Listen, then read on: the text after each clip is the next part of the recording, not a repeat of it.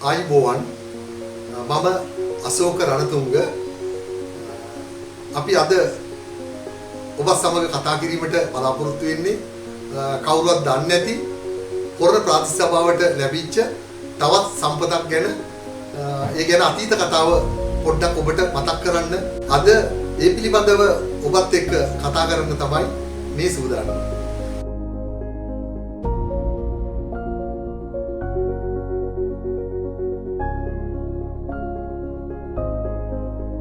පුද්ගලයෙක් තුළ අන් අය පිළිබඳව උදව්වක් කරන්න හැකියාවක් ඇති වෙන්නේ මානසික හැඟීම ඇති වෙන්නේ ඔවුන් තුළ කලාව සෞන්දර්ය ඒ ප්‍රගුණ වෙලා තියෙනවා නම් ඒව රස විඳින්න දන්නවා නම් හොඳ මිනිස්සෙක් ගොඩ නැගිනවා. කලා නිර්මාණයක් රස විඳින්න ප්‍රදේශයක තැනක් තියෙනවා. ඒ වගේම මේ නිර්මාණය ඉදිරිපත් කරන්න ඒ නිර්මාණකරුවන්ට හොඳ පහසුකම් වලින් යුක්ත ස්ථානයක් තියෙනවා.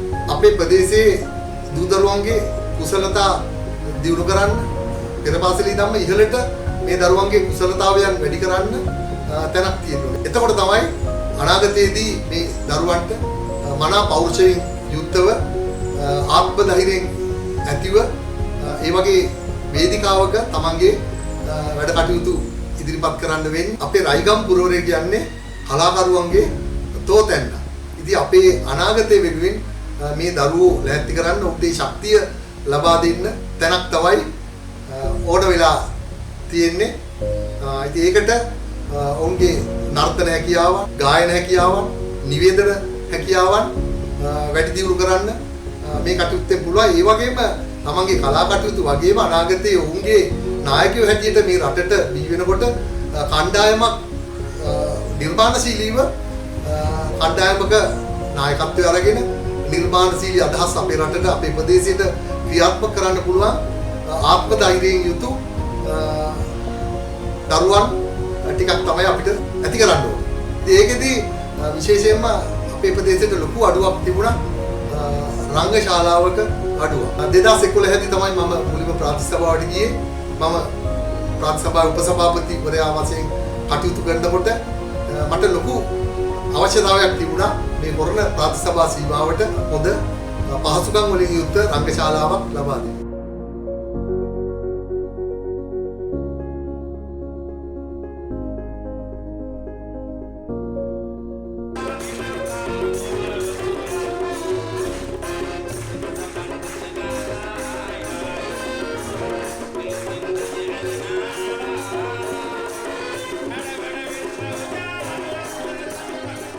ඒ කාලේ මට ව්‍යාපාරික හමුවීම් කීපයක් සඳහාම රටවල් කීපයක සංචාරය කරන්න ලැබුණා. ඒ සංචාරක ගමන් වලදී කොරණ ප්‍රාදේශ සභාවේ මම ඉදිරිපත් කරලා තිබුණා 2011 දී ප්‍රතිපත්ති ප්‍රකාශයක්. මම ප්‍රතිපත්ති ප්‍රකාශයේ ඉදිරිපත් කරපු දේවල් ඒ රටවල් වල කොහොමද ක්‍රියාත්මක වෙලා තියෙන්නේ කියලා එයා ව්‍යාපෘති වැඩසටහන් ක්‍රියාත්මක වෙන්නේ කොහොමද කියන කාර්යය පිළිබඳවත් මම හොයලා බලුවා. මම පුද්ගලිකව ගිය ගමන් වලදී ඒ තැන් නිරීක්ෂණය කළා.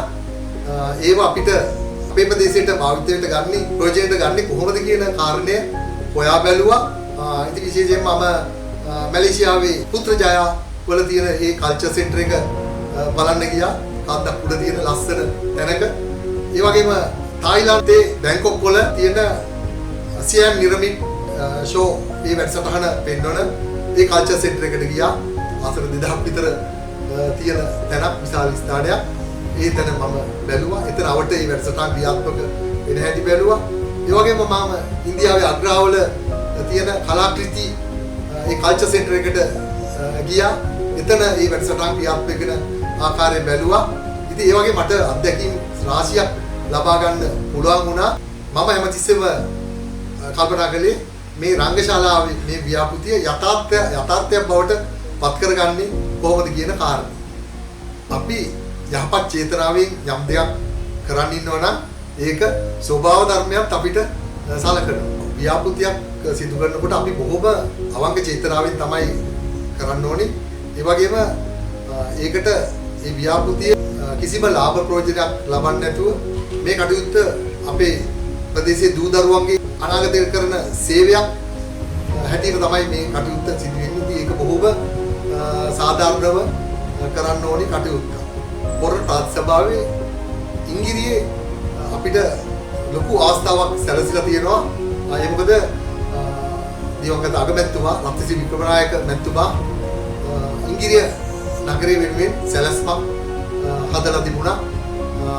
ඒකෙදි මේ අක්කර 100ක් පුද්ගලික ඉඩමක් සොයිසවත්ත කියන ඉඩම අක්කර 100ක් ඒක පුද්ගලික ඉඩමක්. ඒ පුද්ගලික ඉඩම වෙනුවට වෙනත් ඉඩමක් ඒ අයිතිකාරයට වෙනත් පැත්තකින් දීලා ඉංගිරිය නගරය සංවර්ධනය සඳහා මේ ඉඩම යොදාගෙන තිබුණා. ඒක අපිට ලොකු හයියක් වෙලා තියෙනවා. මොකද ඉංගිරියේ තියෙන සියලුම රජයේ ආයතන මේ මහජනයාට අවශ්‍ය කරන පහසුකම් ඒ ඉඩම තුල සකස් කරගන්න හැකි වෙලා තියෙනවා මේ අක්කර 100 ඉඩමෙහිදී. 2013 දී අගමැතිතුමාටත් විදුර වික්‍රමනායක මැතිතුමාටත් 2014 සංවර්ධන කටයුතු සඳහා රුපියල් මිලියන 520ක් ඒ සංවර්ධන කටයුතු කරා ලැබුණා. ඒකෙදි මේ මිලියන 520 ලැබුණේ විවිධ ව්‍යාපෘති වලට, පාරවල් වලට, ඒ වගේම කාර්යාල රජයේ ගොඩනැගිලි හදන්න, ඒ වගේ සංස්කෘතික කටයුතු වලට මේ වගේ රංගශාලාවක් හදන්න, ක්‍රීඩා කටයුතු වලට ග්‍රවුන්ඩ් එකක් හදන්න, ඒ වගේ විවිධ කාර්ය සඳහා තමයි මේ මුදල් වෙන් වෙලා දෙන්නේ. මේ මුදල් ලැබුණේ ව්‍යාපෘති හැටියට නෙමෙයි, අපිට ව්‍යාපෘති නිර්මාණය කරන විදිහට තමයි නිර්මාණය කළා ඒවට යොදවන්න තමයි මේ මුදල් ලැබුණේ මිලියන 520. ඒකෙදි මම ඉල්ලීමක් කළා විදුර වික්‍රමනායක මැතිතුමාගේ ඉංගිරියට රංගශාලාවක් සහ මේ නගර සැලසුමේ තියෙනවා අක්කර 10ක ක්‍රීඩාංගණයක්. මේ ක්‍රීඩාංගණය මේ රංගශාලාවත් හදමු කියලා කාර්යය. විදුර වික්‍රමනායක මැතිතුමා බොහොම කැමැත්තෙන් ඒකට කැමති වුණා. එතුමාටත් ඕන වෙලා තිබුණේ මේ ප්‍රදේශයේ දූ දරුවෝ වෙනුවෙන් උදව් කරන්න පුළුවන් තැන් දෙකක් තමයි මේ රංගශාලාව කියන්නේ. ඒ වගේම ක්‍රීඩාංගණය කියන්නේ. මේ දෙක සඳහාම එතුමා මට මතක හැටියට මිලියන 90ක් පමණ මේ මිලියන 520 මිලියන 90ක් පමණ මේ සඳහා වෙන් කළා. මේ ඉංගිරිය ක්‍රීඩාංගණය සහ මේ රංගශාලාව සඳහා අවශ්‍ය මුදල් ඉංග්‍රීසි ප්‍රාදේශීය ලේකම් කාර්යාලයට විදුර වික්‍රමනායක මැතිතුමා ලබා දුන්නා. ඒකෙදි මේ රංගශාලාව සැලසුම් කිරීමේ බාර වුණේ ප්‍රාදේශීය ඉංජිනේරු ටී සිංහබාහු මහත්මයාට. අපි අර විදේශයෙන් වලදී ගත්තේ අත්දැකීමුත් එක්ක අපි සැලසුම් කළා ආසන 1000ක රංගශාලාවක් ඉංගිරියෝ දැන් හදලා තියෙන තැන අක්කර 3ක ඉඩමක මුදුනේ ඒ කන්ද මුදුනේ රංගශාලාව බොහොම දර්ශනීය ආකාරයට සකස් කරන ඒ සඳහා සැලසුමක් ඇදුවා. නමුත් සැලසුම හැදුවට පස්සේ ඒකේ මුළු වියදම වුණා මිලියන 90ක්. ඉතින් ක්‍රීඩාංගණය අපි සංවර්ධනය කරගන්න ඕනි, රංගශාලාවක් හදන්න ඕනි. ඉතින් එදා අපි පියවරක් පස්සට ගත්තා. දැන් රංගශාලාව පවතින ස්ථානයේ අපි තීරණය කළා ආසන 800ක රංගශාලාවක් හදන්න අර කලින් එකට වැඩිය ටිකක් අඩු පහසුකම් වලින් යුක්තව මේ මුදලට කරන්න පුළුවන් ගණනට අපි බැලුවා රංගශාලාව සැලසුම් කරන්න. ඒ අනුව මිලියන 40ක පමණ වියදමින් අපිට රංගශාලාව සැලසුම් කරන්න පුළුවන් වුණා. ටී සිංහබාහු මහත්මයා ඒ කාර්යය ඒ සැලසුම් ශිල්පී එකතු කරගෙන බොහොම සාර්ථකව සිදු කළා. ඒ වගේම ඒ කොන්ත්‍රාත් සමාගමත් එක්ක සිංහබාහු මහත්මයා බොහොම හොඳින් කටයුතු කළා. මේ තියෙන රංගශාලාව අපිට හදාගන්න පුළුවන් වුණා.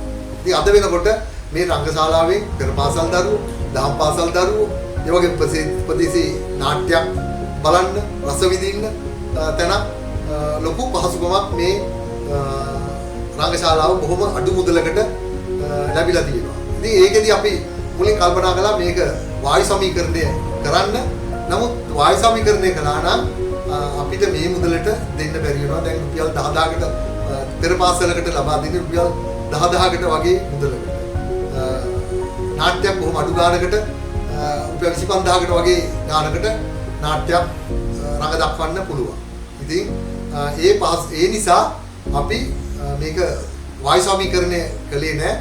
ඊට පසුව මම සභාපති වෙලා ඉඳද්දී මට අවස්ථාව සැලසුණා මේ රංගශාලාව සභාවට ලබා ගන්න.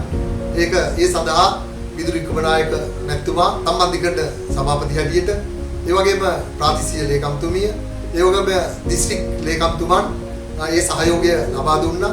ඒ නිසා අපිට මේ වෙනකොට අක්කර 2 සහිත රංගශාලාව භූමිය අපිට රංගශාලාව සමග ලබා ගන්න හොර ප්‍රාන්ත සභාවට ලබා ගන්න පුළුවන් වෙලා තියෙනවා. මේ වෙනකොට ඉංගිරිය රංගශාලාව හොර ප්‍රාන්ත සභාව සතු වටිනා සම්පතක් බවට පත් වෙලා තියෙනවා. ඉතින් ඒකේ අඩුපාඩු තියෙනවා.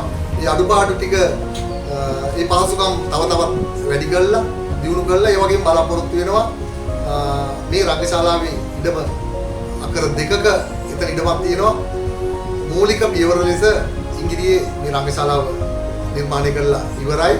ඉතින් ඒ වගේම අදහසක් තියෙනවා මේ රංගශාලා භූමියේම එලිපහන් රංග පීඨයක් හදලා මේ ප්‍රදේශයේ ජනතාවට තමන්ගේ කලා හැකියාවන් ප්‍රදර්ශනය කිරීමට තැනක් හදලා දෙන්න ලොකු අදහසක් තියෙනවා. ඊළඟ සභාවේදී ඒ සඳහා අපි සූදානම් වෙනවා. ඉංගිරිය රංගශාලාව හොරණ ප්‍රාදේශීය සභාවට විශාල සම්පතක් ඒ වගේම ප්‍රදේශයේ හොරණ ප්‍රාදේශීය සභා සීමාවෙම මේ ජනතාවට විශාල සේවයක් කරනවා. අපේ දූ දරුවන්ට අනාගතය සඳහා ඔවුන්ගේ අනාගත හැකියාවන් කුසලතාවයන් වැඩි කරගන්න මේක මහත් උපකාරයක් වෙලා තියෙනවා.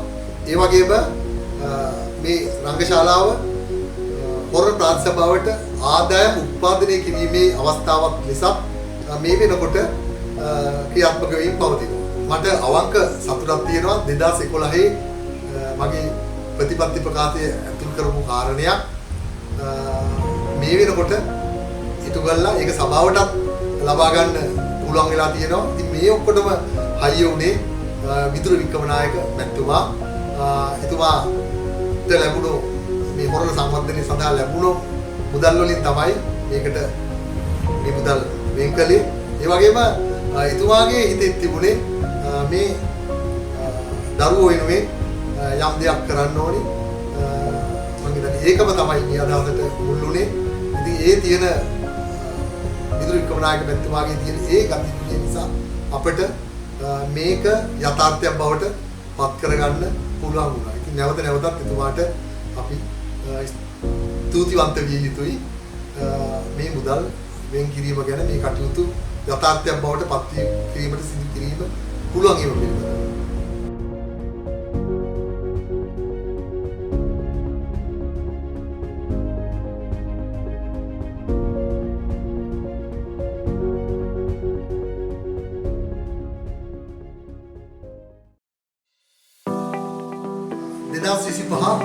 පළාත් පාලන මැතිවරණය සඳහා හොරණ ප්‍රාදේශීය සභාව වෙනුවෙන් අඹගෙඩිය ලකුණින් ස්වාධීන කණ්ඩායමක් ලෙස අපි දක්ෂ කණ්ඩායමක් මෙවර ඉදිරිපත් කරලා තියෙනවා.